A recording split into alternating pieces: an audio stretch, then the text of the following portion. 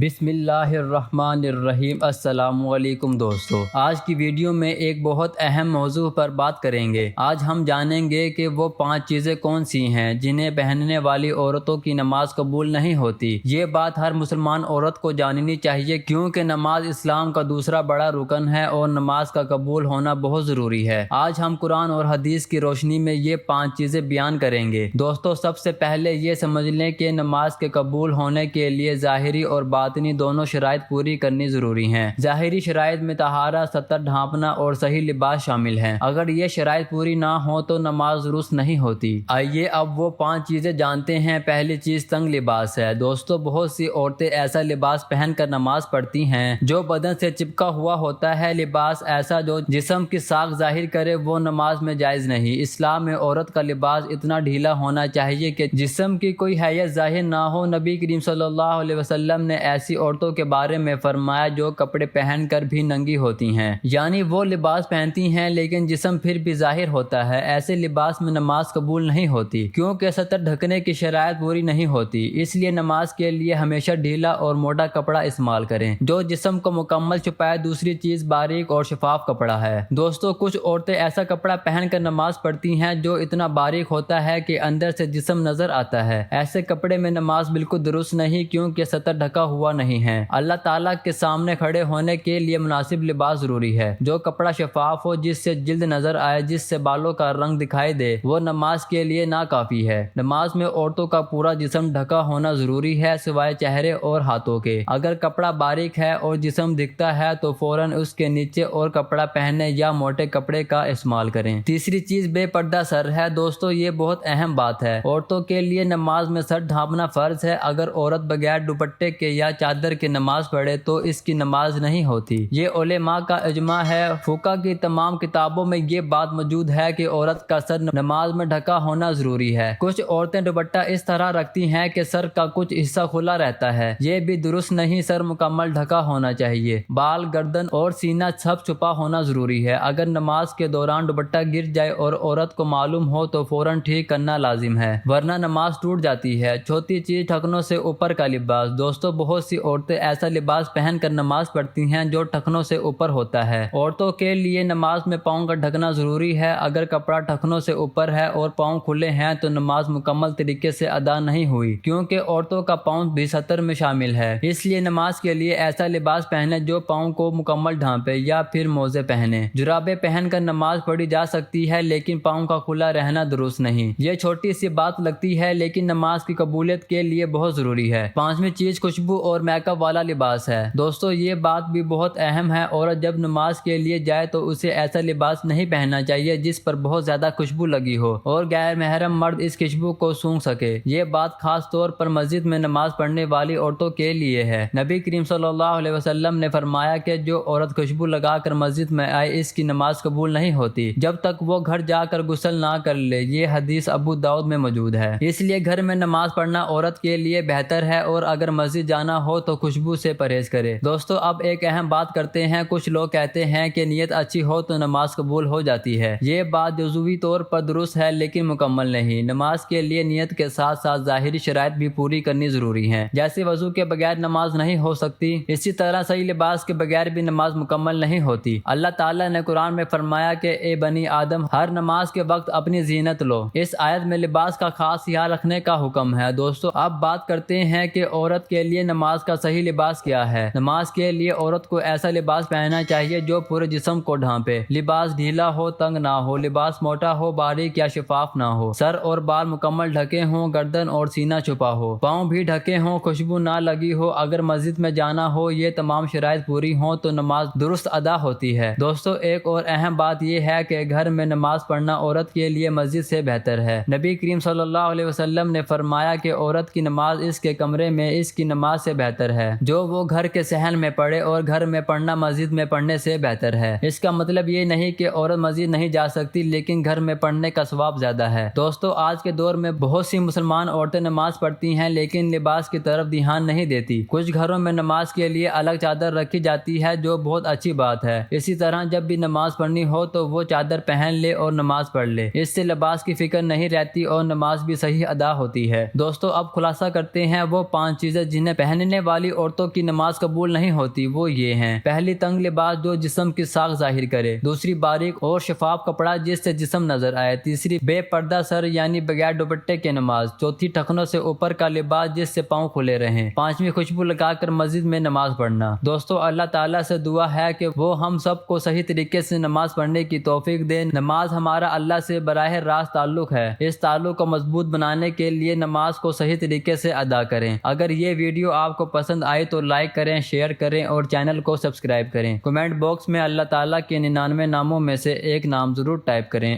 اللہ حافظ۔